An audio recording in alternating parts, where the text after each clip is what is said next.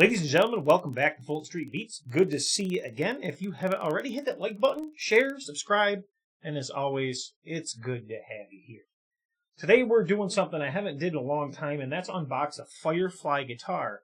And that's simply because I wanted to give Firefly a chance to, well, step up their quality control from the past, from some of the guitars that I ordered, almost 2 years ago. So, I've been watching their site closely. I see that a lot of people have been very, very satisfied with their guitars. In the past, I was satisfied with their guitars too, but there was some QC issues that really kind of hit or miss on some of their guitars, such as different pickups that they used in the exact same guitars and things like that. So I wanted to give them another try, and they had some relic'd guitars that I was very, very interested in. Now, this one is supposed to be, let me put on my skepticals here. This is supposed to be the classic relic model Strat style guitar. I guess they call it the FFST. And this is supposed to be in Olympic white. Olympic white was very important to me because it's got that old school color.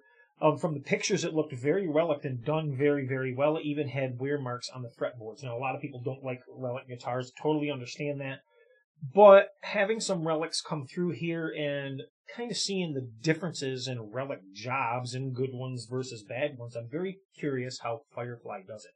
Now, I will tell you, I put out a video quite a while ago about Firefly and hidden charges that may pop up on your credit card statement or on your bank statement, what have you.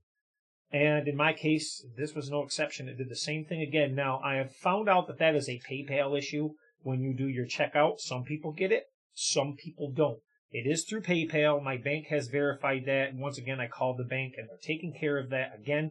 But it was another $6 charge that they hit me for basically a PayPal transaction fee, which is really weird because I checked out with my MasterCard. So there's obviously something going on there. I just want you to be aware of it. Not a big deal. I don't need a bunch of comments in the comment section surmising what it is. We've covered that before. The fact is, you're going to be unaware of that charge if it does hit, and it's around $6. So just keep an eye out for that. So, forewarned.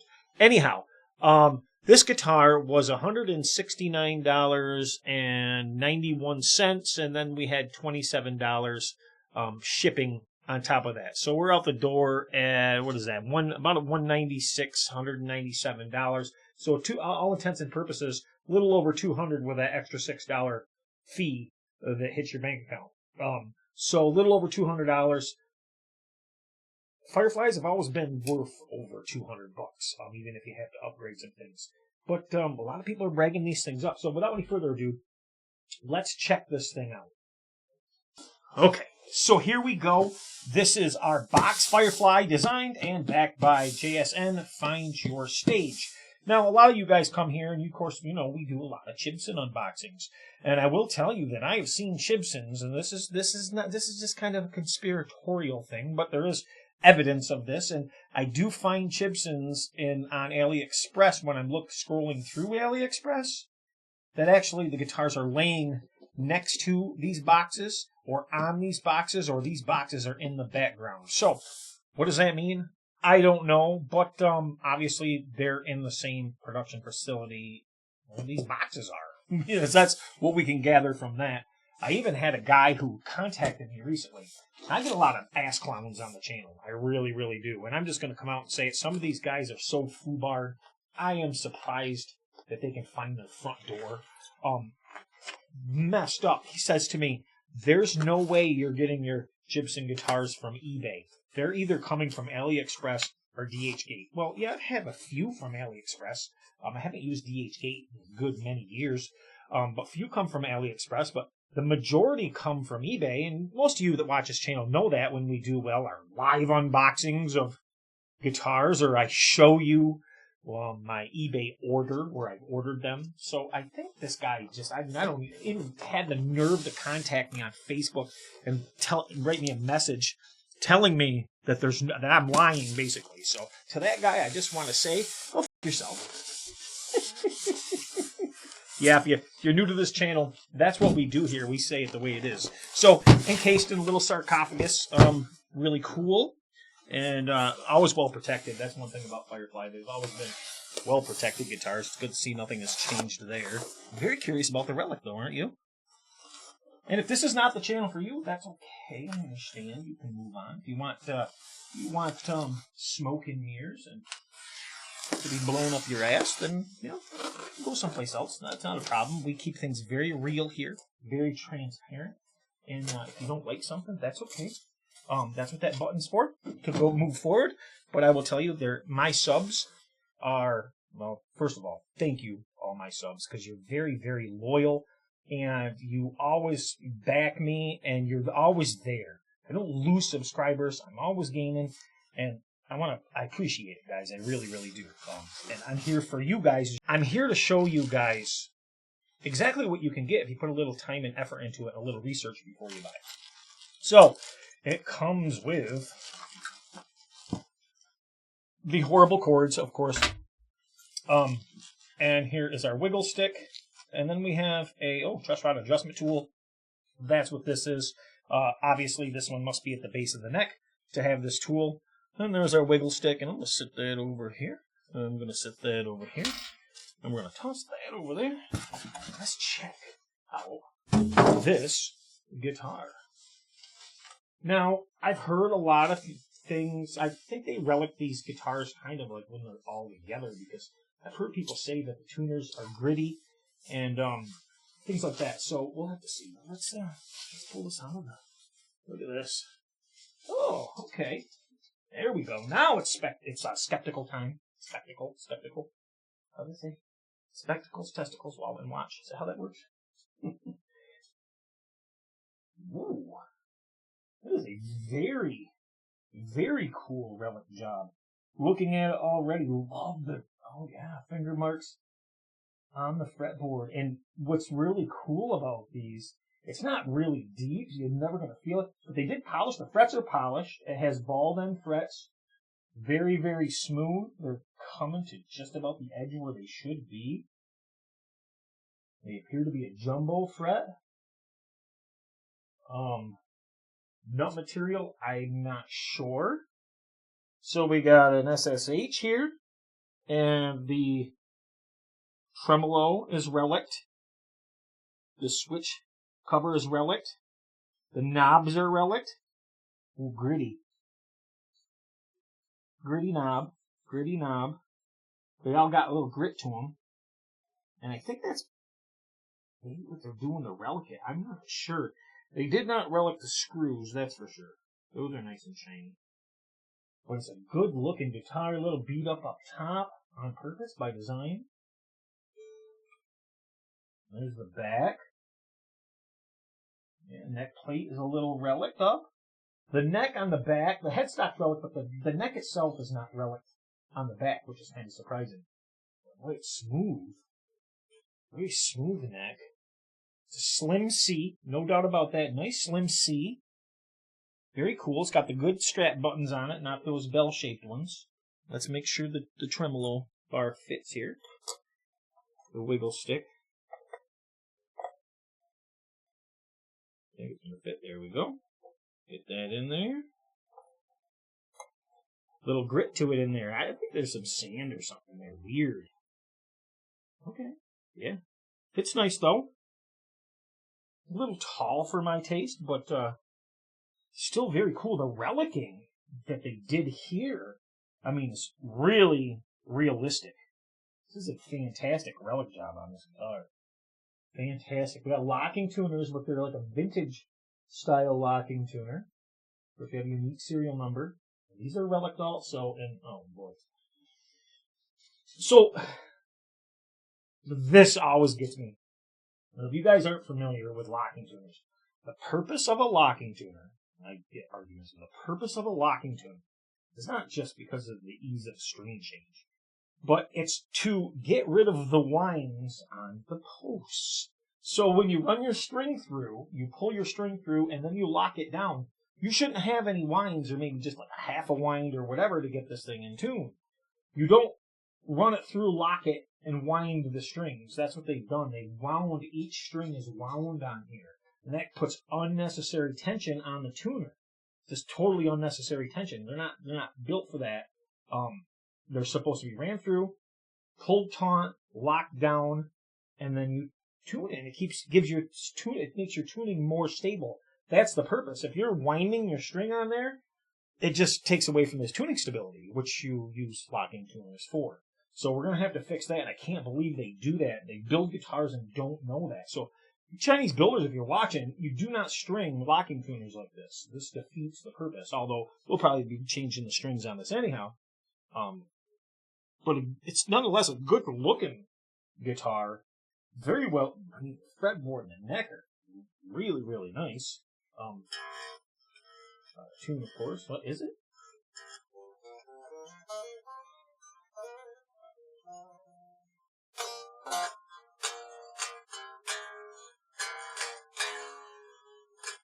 Well, it might be tuned in drop C. If not, they got pretty lucky. Let's tune this. Let's see this here. Yeah, way too much pressure.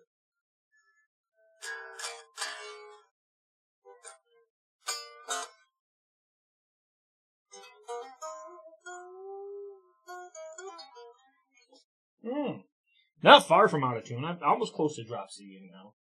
String trees are nice quality that they put on here. I like the looks of the locking tuners. They seem to put way too much pressure on them. String action is actually pretty low. Let's see what comes out of the box here. Oh, 1.50.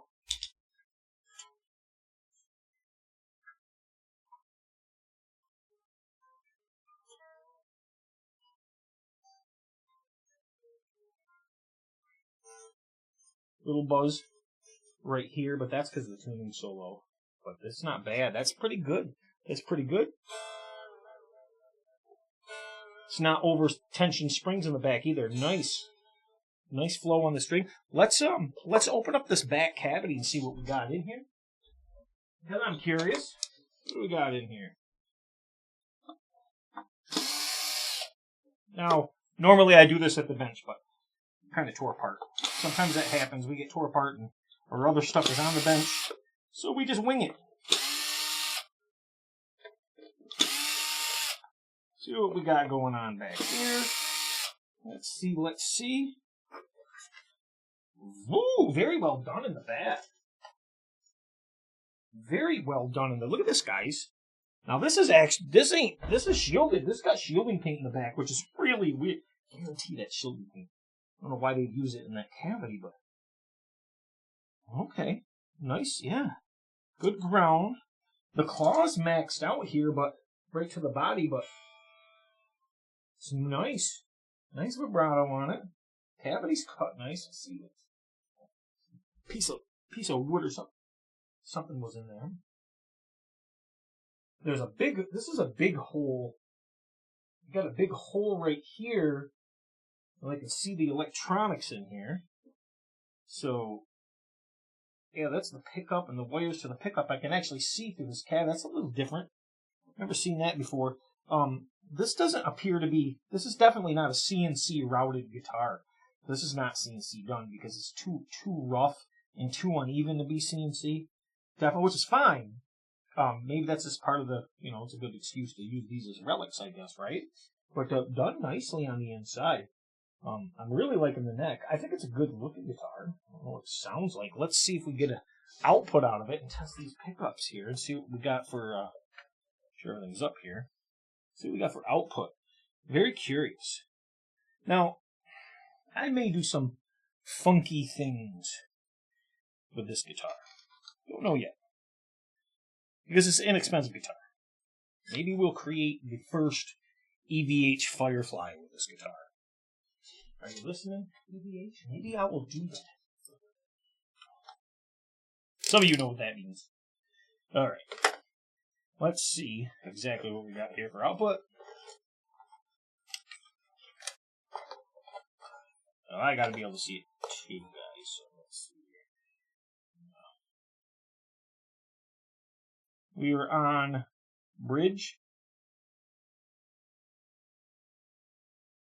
She's skipping around like crazy, guys. That's not a good sign.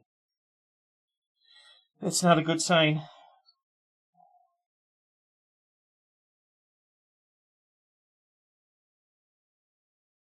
Yeah, it's skipping around.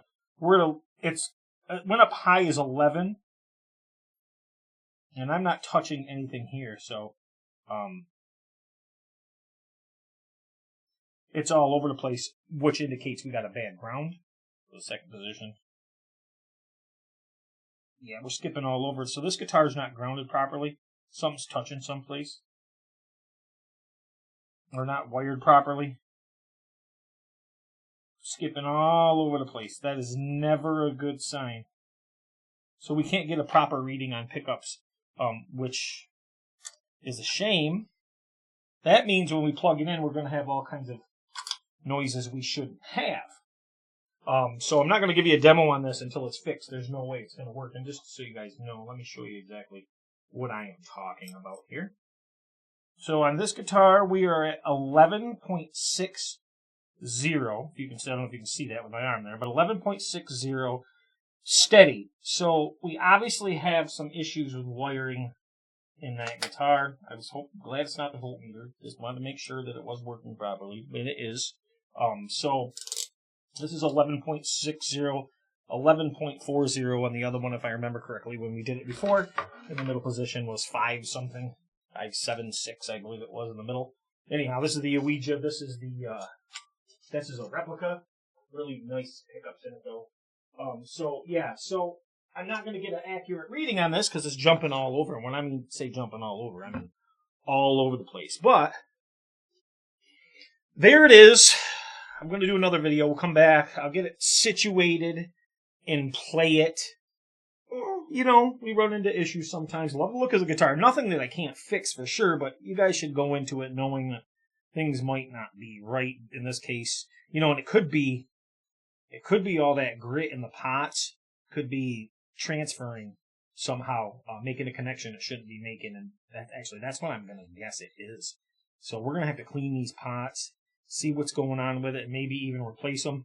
I'll have to pull the strings off, we'll pull the cavity cover off, get in there, see exactly what's going on. I don't know if this is one like bathtub route or this is individual routes. I hope it's individual because that would be cool. Then I can do the EVH thing with this guitar. But what do you think, guys? Yeah, it's a bummer. I know we're going to get sounds out of it, but it's not going to be right now. All right, guys. Before we go, there's definitely some grounding issues. You ready? We have some issues. I've tried different chords.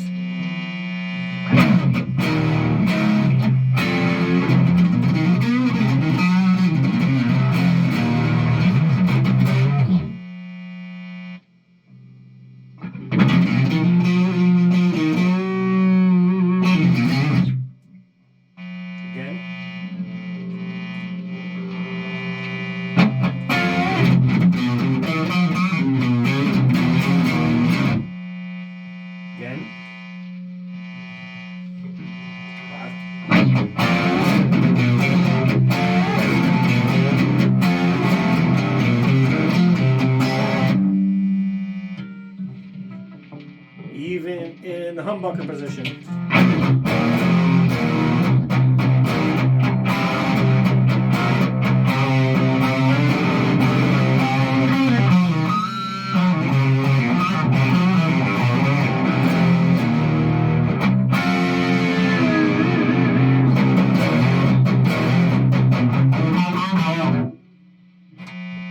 Once again, down low. Now this position, we got one position where we don't have, one position's fine.